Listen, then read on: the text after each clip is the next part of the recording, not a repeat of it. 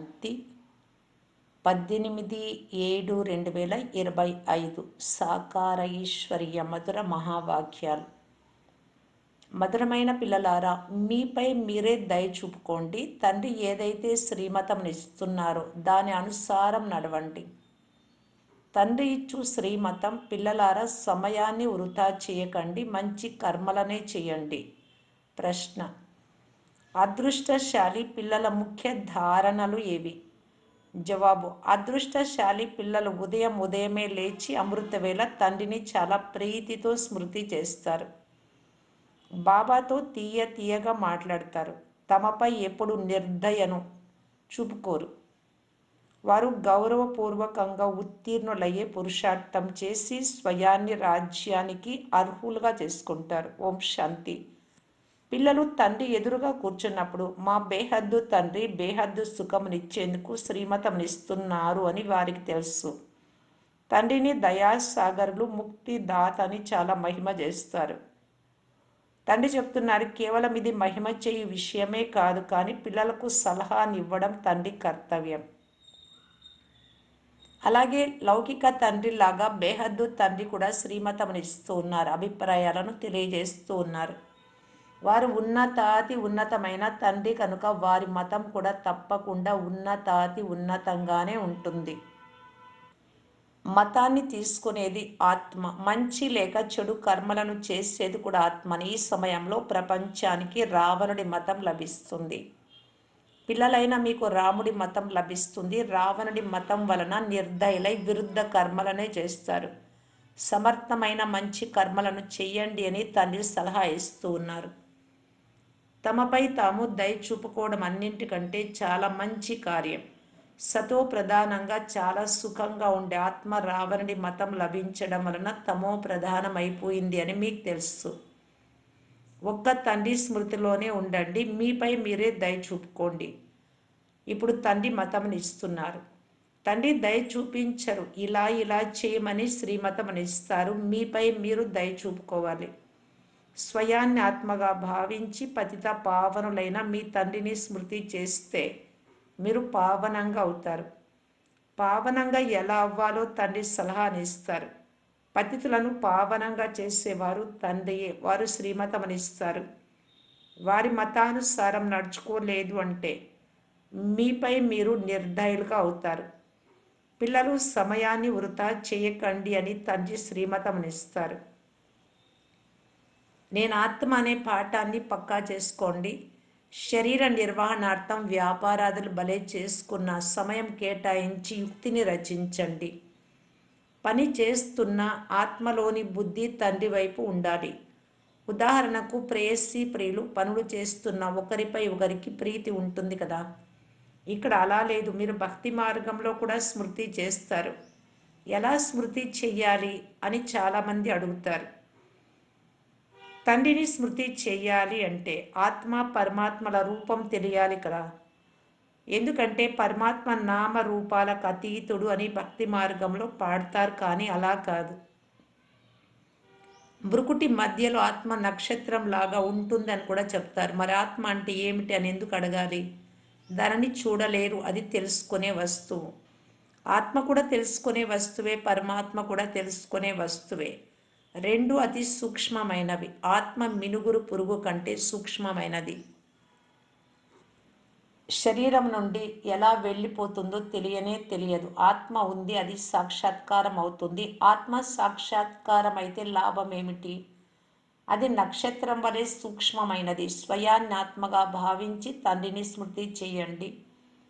ఆత్మ ఎలా ఉంటుందో అలా పరమాత్మ కూడా ఆత్మనే, కానీ వారిని పరమాత్మ, సుప్రీం సోల్ అని అంటారు. వారు జనన మరణాలలోకి రారు. ఆత్మ జనన మరణ రహితంగా ఉన్నప్పుడు సుప్రీం అని అంటారు. ముక్తి ధామానికైతే అందరూ పవిత్రంగా వెళ్ళాలి. అందులో కూడా నెంబర్ వారుగా ఉన్నారు. కొంతమందికి హీరోయిన్ల పాత్ర ఉంది. ఆత్మలు నెంబర్ వారుగా ఉన్నారు కదా. నాటకంలో కూడా కొందరికి చాలా ఎక్కువ వేతనం దొరుకుతుంది, కొందరికి తక్కువ లభిస్తుంది. లక్ష్మీనారాయణల ఆత్మలను మనుష్యాత్మలలో సుప్రీం అని అంటారు. భలే అందరూ పవిత్రమైన వారిగా ఏమో అవుతారైనా పాత్ర నంబర్ వారుగా ఉంటుంది. కొందరు మహారాజులు, కొందరు దాసీలు, కొందరు ప్రజలుగా అవుతారు. మీరు పాత్రధారులు. ఇంతమంది దేవతలు నెంబర్ వారుగా ఉన్నారని మీకు తెలుసు. మంచి పురుషార్థం చేస్తే శ్రేష్ఠ ఆత్మలుగా ఈ శ్రేష్ఠ పదవిని పొందుతారు. మనం 84 జన్మలు ఎలా తీసుకున్నామో మీకు స్మృతి వచ్చింది. ఇప్పుడు తండ్రి వద్దకు వెళ్ళాలి. పిల్లలకి ఇప్పుడు ఈ నశ ఖుషి కూడా ఉంది. మేము నరుడి నుండి నారాయణుడిగా విశ్వ అధికారులుగా అవుతాము అని అందరూ అంటారు. మరి పురుషార్థం కూడా అటువంటిది చేయాల్సి ఉంటుంది. పురుషార్థ అనుసారము నెంబర్ వారుగా పదవిని పొందుతారు. అందరికీ నెంబర్ వారుగా పాత్ర లభించింది. ఇది తయారైన డ్రామా. ఇప్పుడు తండ్రి మీకు శ్రేష్టమైన మతంని ఇస్తున్నారు. ఎలాగైనా తండ్రి స్మృతి చేసి వికర్మలను వినాశనం చేసుకుంటే తమో ప్రధానం నుండి సతో ప్రధానంగా అవుతారు. పాప భారము తలపై చాలా ఉంది.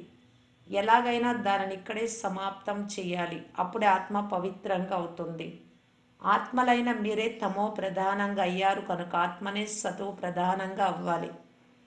ఈ సమయంలో భారతదేశం పూర్తి దివాలా తీసింది. ఈ ఆట అంతా భారతదేశం పైనే ఉంది. వారంతా కేవలం ధర్మస్థాపన కొరకు వస్తారు. పునర్జన్మలు తీసుకుంటూ తీసుకుంటూ చివరిలో అంతా తమో ప్రధానంగా అవుతారు. మీరు స్వర్గానికి అధికారులుగా అవుతారు. భారతదేశం చాలా శ్రేష్టంగా ఉండేది అని ఇప్పుడు పేదదిగా అయిపోయిందని మీకు తెలుసు. పేదవారికి అందరూ సహాయం చేస్తారు. ప్రతి విషయంలోనూ భిక్ష వేడుకుంటూనే ఉంటారు. పూర్వం ఇక్కడి నుండే చాలా ధాన్యం వెళ్ళేది. ఇప్పుడు పేదదైపోయింది కనుక ప్రతిఫలం సేవ, తిరుగు సేవ నడుస్తోంది. అప్పులు తీసుకుంటున్నారు విదేశాల నుండి అంటే ఇక్కడ నుండి తీసుకొని వెళ్ళారు కనుక వారు ఇస్తున్నారు. దాన్ని తీర్చే అవసరం ఉండదు. అంత లోపల వినాశనం అవుతుంది. ఏదైతే తీసుకెళ్లారో అది అప్పు రూపంలో లభిస్తోంది. కృష్ణుడు క్రైస్తవుల రాశి ఒక్కటే. క్రైస్తవులే భారతదేశాన్ని మింగేశారు. ఇప్పుడు మళ్ళీ డ్రామా అనుసారం వారు పరస్పరం పోట్లాడుకుంటే పిల్లలైన మీకు వెన్న లభిస్తుంది. అంతేకాని కృష్ణుడి నోటిలో వెన్న ఉండేది అని కాదు. అలా శాస్త్రాలలో వ్రాశారు. పూర్తి ప్రపంచమంతా కృష్ణుడి చేతిలోకి వచ్చేస్తుంది. పూర్తి విశ్వానికి మీరు యజమానులుగా అవుతారు. మనం విశ్వాధికారులుగా అవుతున్నామని పిల్లలైన మీకు తెలుసు కనుక మీకు ఎంత ఖుషి ఉండాలి. మీ అడుగడుగులో పదం ఉంది. కేవలం ఒక్క లక్ష్మీనారాయణ రాజ్యం మాత్రమే లేదు. వారి వంశం ఉండేది కదా. యథా రాజా రాణి తథా ప్రజ. అందరి పాదాలలో పదమాలు ఉంటాయి. అక్కడ లెక్కలేనంత ధనం ఉంటుంది. ధనం కొరకు ఏ పాపము మొదలైనవి చెయ్యరు. అపారమైన ధనం ఉంటుంది. అల్లా అవల్దీన్ ఆటను చూపిస్తారు. అల్లా అంటే అవల్దీన్ అనగా దేవీ దేవతా ధర్మాన్ని స్థాపించువారు. సెకండ్లో జీవన్ముక్తిని ఇస్తారు. సెకండ్లో సాక్షాత్కారం కూడా జరుగుతుంది.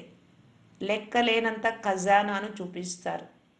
మీరాబాయి సాక్షాత్కారంలో కృష్ణుడితో నృత్యం చేసేది. అదంతా భక్తి మార్గం. ఇక్కడ భక్తి మార్గంలోని మాటలు లేవు. మీరు ప్రాక్టికల్గా వైకుంఠానికి వెళ్ళి రాజ్య పాలన చేస్తారు.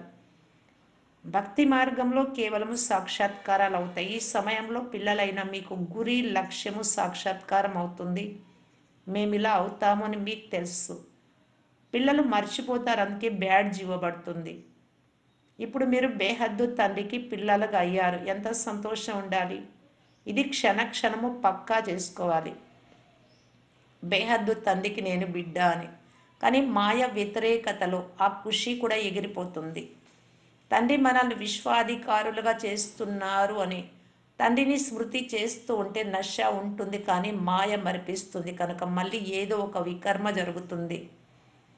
మేము 84 జన్మలు తీసుకున్నాము అని పిల్లలైన మీకు స్మృతి కలిగింది. ఇతరులు ఎవ్వరూ 84 జన్మలు తీసుకోరు.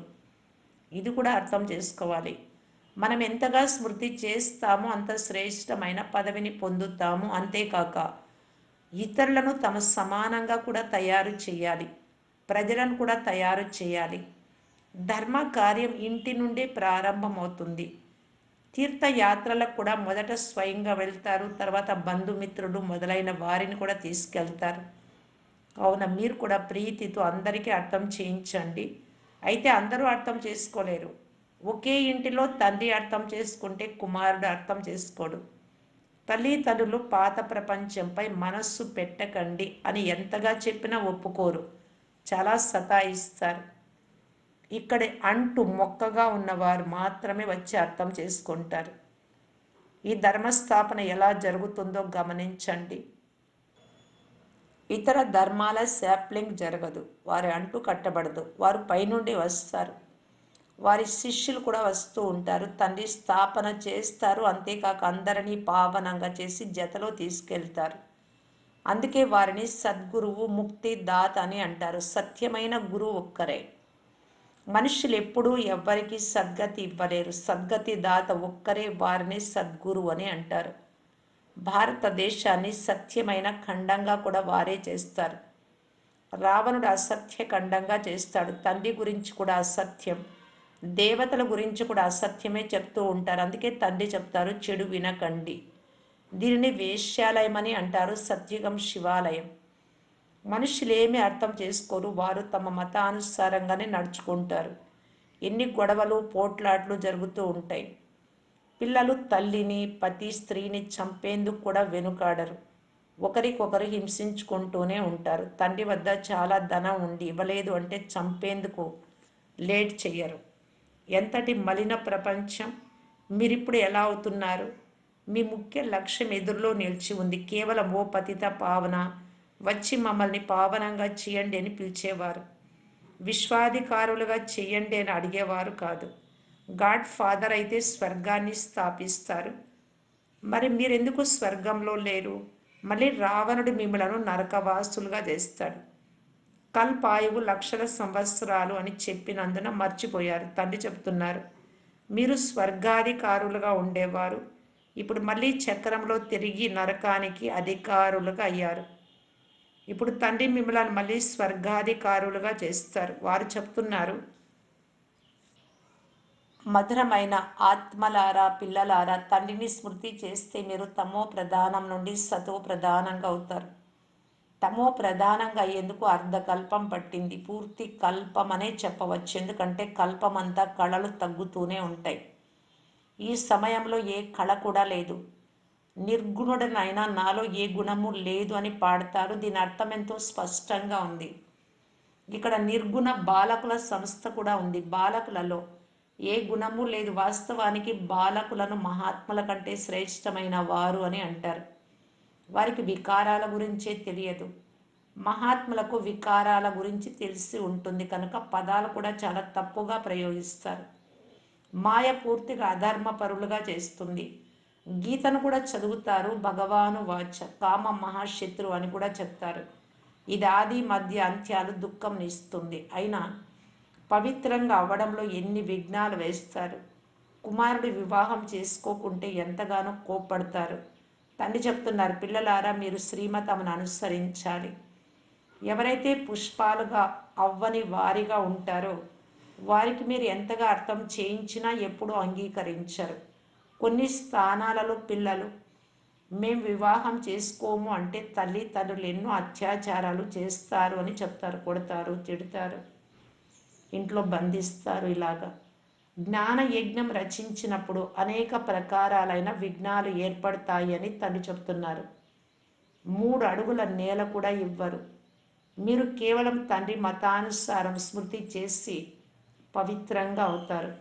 ఇతర ఏ కష్టము లేదు. కేవలం స్వయాన్ని ఆత్మగా భావించి తండ్రిని స్మృతి చేయండి. ఎలా ఆత్మలైన మీరు ఈ శరీరంలో అవతరించారో అలా తండ్రి కూడా అవతరించారు. మరి కచ్చా అవతారం, మత్స్య అవతారం ఎలా సాధ్యం? నన్ను ఎంతగా ఇలా చెప్పి తిడుతూ ఉన్నారు.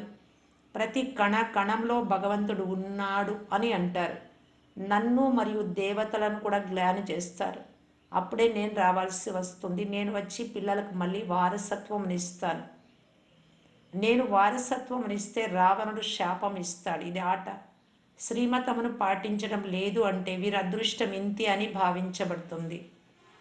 అదృష్టశాలి పిల్లలు ఉదయమే లేచి స్మృతి చేస్తారు. బాబాతో మాట్లాడతారు. స్వయాన్ని ఆత్మగా భావించి తండ్రిని స్మృతి చేస్తే వికర్మలు వినాశనం అవుతాయి. ఖుషి పాదరస మట్టం కూడా పెరుగుతుంది. ఎవరు గౌరవపూర్వకంగా ఉత్తీర్ణులవుతారో వారే రాజ్యానికి యోగ్యులుగా అవ్వగలరు. కేవలం ఒక్క లక్ష్మీనారాయణులు మాత్రమే రాజ్య పాలన చేయరు, వారి వంశం ఉంటుంది. ఇప్పుడు తండ్రి అంటున్నారు, మీరెంత స్వచ్ఛ బుద్ధి కలవారిగా అవుతారు. దీన్ని సత్సంగం అని అంటారు. సత్సంగం ఒక్కటే ఉంటుంది. ఆ తండ్రి సత్యమైన జ్ఞానమునిచ్చి సత్యమైన ఖండానికి మాలికులుగా చేస్తున్నారు. కల్పం యొక్క సంగమంలోనే సత్సంగం లభిస్తుంది. స్వర్గంలో ఎటువంటి సత్సంగము ఉండదు. ఇప్పుడు మీరు ఆత్మిక రక్షక దళం. మీరు విశ్వ నావను తీరానికి చేరుస్తారు. మిమ్మల్ని రక్షించేవారు, శ్రీమతమునిచ్చువారు తండ్రియే.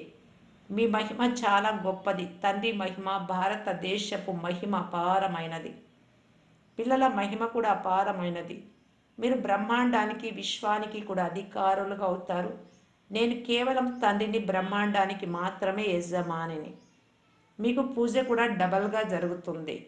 డబల్ పూజ జరిగేందుకు నేను దేవతగా అవ్వను. మీలో కూడా నెంబర్ వారుగా అర్థం చేసుకుని ఖుషీగా పురుషార్థం చేస్తారు. చదువులో ఎంత వ్యత్యాసం ఉంది. సత్యుగంలో లక్ష్మీనారాయణ రాజ్యం నడుస్తుంది. అక్కడ మంత్రి ఉండడు. లక్ష్మీనారాయణులు ఎవరినైతే భగవాన్ భగవతి అని అంటారో అలాంటి వారు మంత్రి సలహా తీసుకుంటారా? రాజులు పతితంగా అయినప్పుడు మంత్రులు మొదలైన వారిని ఉంచుకుంటారు. ఇప్పుడు ప్రజలపై ప్రజారాజ్యం ఉంది. మీకు ఈ పాత ప్రపంచంపై వైరాగ్యం ఉంది. జ్ఞానము, భక్తి తర్వాత వైరాగ్యం. జ్ఞానాన్ని కేవలం ఆత్మిక తండ్రియే నేర్పిస్తారు, ఇతరులు ఎవ్వరూ నేర్పించలేరు. తండ్రియే పతిత పావనుడు, సర్వుల సద్గతి దాత. మంచిది. మధురాతి మధురమైన అపురూపమైన పిల్లలకు మాతాపిత బాప్ దాదాల ప్రియ స్మృతులు మరియు గుడ్ మార్నింగ్. ఆత్మిక పిల్లలకు ఆత్మిక తండ్రి నమస్తే. ధారణ కొరకు ముఖ్య సారం. ఫస్ట్ పాయింట్, బాబా స్మృతితో పాటు మీ సమానంగా తయారు చేసే సేవ కూడా చేయాలి. ధర్మం ఇంటి నుండే ప్రారంభమవుతుంది. అందరికీ ప్రీతితో అర్థం చేయించాలి. సెకండ్ పాయింట్, ఈ పాత ప్రపంచంపై బేహద్దు వైరాగ్యం కలవారిగా అవ్వాలి. చెడును వినకండి, చెడును చూడకండి. ఆ అనంతమైన తండ్రి పిల్లలం, వారు మాకు అపారమైన ఖజానాని ఇస్తారు అని ఖుషీలో ఉండాలి. వరదానం, ప్రతి సంకల్పము, మాట మరియు కర్మను ఫలదాయకంగా చేసుకునే లాభం కలిగే విధంగా ఆత్మిక ప్రభావశాలి భవ. ఎప్పుడు ఎవరి సంబంధ సంపర్కంలోకి వచ్చినా వారి పట్ల మీ మనస్సు స్నేహము, సహయోగము మరియు కళ్యాణ భావనలతో ప్రభావశాలిగా ఉండాలి. ప్రతి మాట ఎవరికైనా ధైర్యం, ఉల్లాసం ఇచ్చేంత ప్రభావశాలిగా ఉండాలి. సాధారణ మాటలలో సమయం గడిచిపోరాదు. అలాగే ప్రతి కర్మ ఫలదాయకంగా ఉండాలి. స్వయం పట్ల కానీ, ఇతరుల పట్ల కానీ, పరస్పరంలో కూడా ప్రతి రూపంలో ప్రభావశాలిగా అవ్వండి. సేవలో ఆత్మిక ప్రభావశాలిగా అవ్వండి. అప్పుడు తండ్రిని ప్రత్యక్షం చేసేందుకు నిమిత్తంగా అవ్వగలరు. స్లోగన్, మీ కిరణాలు విశ్వమును ప్రకాశవంతంగా చేస్తూ ఉండేంతగా శుభచింతక్ మణులుగా అవ్వండి. అవ్యక్త సూచన, సంకల్పాల శక్తిని జమ చేసుకొని శ్రేష్టమైన సేవకు నిమిత్తులుగా కావటానికి బాప్దాదా తెలియజేస్తున్నారు. సమయానుసారం శీతలతా శక్తి ద్వారా ప్రతి పరిస్థితిలో మీ సంకల్పాల వేగాన్ని, మాటలను శీతలంగా మరియు దృఢంగా చేసుకోండి. ఒకవేళ సంకల్పాల వేగం ఫాస్ట్గా ఉంటే చాలా సమయం వ్యర్థంగా వెళ్ళిపోతుంది, కంట్రోల్ చేసుకోలేరు. అందువలన శీతలత శాంతి శక్తిని ధారణ చేసుకుంటే వ్యర్థం నుండి రక్షింపబడతారు.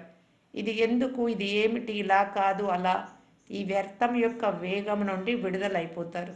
ఓం శాంతి.